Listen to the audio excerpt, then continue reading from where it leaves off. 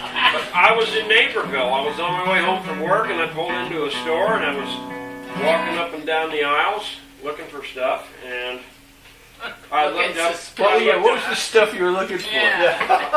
Well, that's exactly what the cops wanted to know. Because I look up other end of the aisle, and there's a cop walking up the aisle. You say, I'm looking for the words to my song? Sure, boy. Get it. I look up the other way, and there's a cop walking up from the other direction. And it was hard to.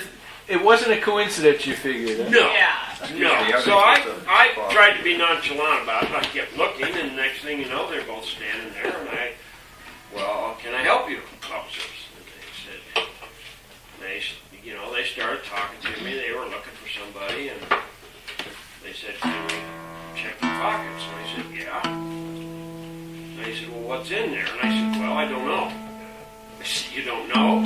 I said, well, this is my work jacket. I said, I got pens, I got paper, and I said, I got truck parts, I got stuff that I just carry with me. I'm not sure what's in there right now. They said, well, where's the needles? I said, officer, I don't have any needles. What, did your buddy take those? Did your buddy take off the needles?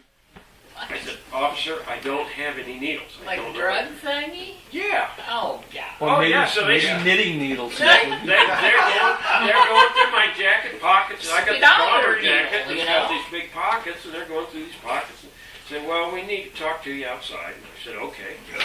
Oh, you're too nice. We go outside, and pretty soon they bring these two women out of the adjoining store. And they're like, that's not him. And they go running back inside. And they said, well, we're really sorry. I said, we got this description of a guy who's about 50 years old, red sweatshirt, leather jacket. And I said, well, that's me. You got your man. But apparently they were being suspicious. Him and another guy were being suspicious in that store, and they picked up the first person that fit the description. Ta-da! Yeah. Yeah. You know, something just. Look at. Oh, okay. Yeah, if you want to do that. Yeah, this is going to play a song for us. Right. Tell us a little about the song. Well, that's the first song I ever wrote. Wow. Is it really? It was either that or Willie Possum. I can't remember, but it was about the same time. Not Wiley Possum, Willie Possum. Willie Possum. You You've don't heard know Willie Possum. either? Probably. Oh my. Rub your butt. Well, Willie Possum, there's a story. I was Flathead John. whipping through the back roads. I was whipping through the back roads in my Austin Healey Sprite, and I came around this sharp corner, and there was a possum in the middle of the road, and I hit my brakes, and he stood right up and looked at me. And I looked at him, and he looked at me, and he walked around in circles for a while, and he went off the road. And somebody told me, well, you know, they're nocturnal animals. The headlights hit them, and their radar goes completely off. So I went home and wrote a song about this possum. You gonna do that one too?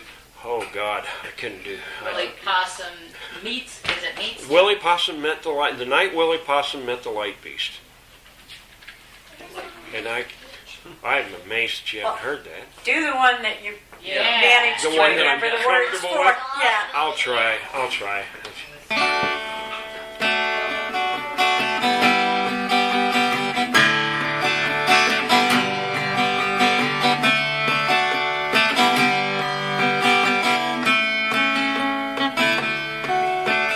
Hot summer night back in 36, Flathead John come back to town. He'd been on the road about a month or so, heard about his woman fooling round. Rode to his house, all in a rage, he pulled out his 44. Shot his old lady, killed her man too, and he headed on out the door. Neighbors called the law as he hit the road. The sheriff was after him soon.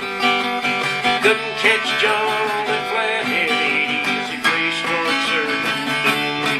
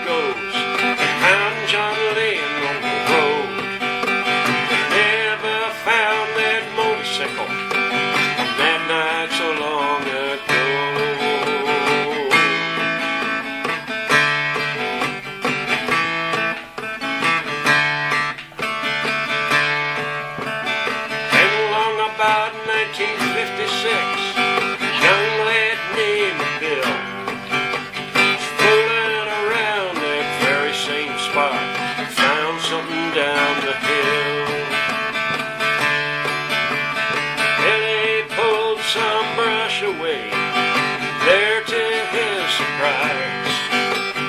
There was a flathead motorcycle right in front of his eyes. Kid pulled her out and he hauled her home to fix it up for a ride. The old timers told him that he was a fool. He never paid him no mind. And one night after working late, he got her near enough done. He sat across the saddle and he fired her up and he took her on out for a run.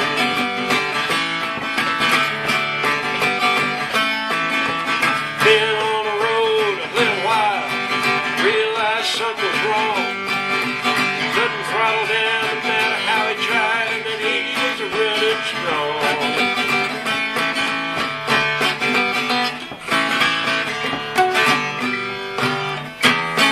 Old fingers. Flathead Eddie kept running down the road, kept on picking up speed. Kid felt something, he looked around and he couldn't believe what he seen. Face of death was grinning at him, laughing all the while. Said, boy, I'm waiting for you, your sin gonna be mine.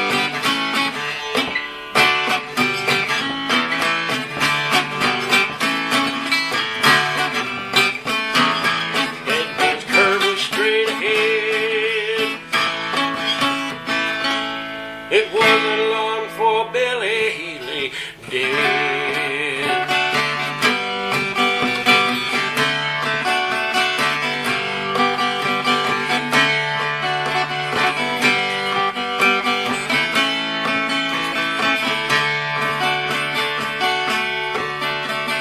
That's the way the story goes. They found Billy laying on the ground. But look as they may, search as they might, that motorcycle was never found.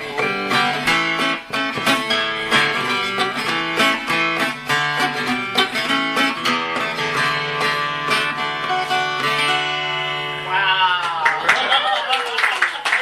You remembered all the words, huh? Well, most of them, yeah. Yeah. Thank you, sir. Thank you.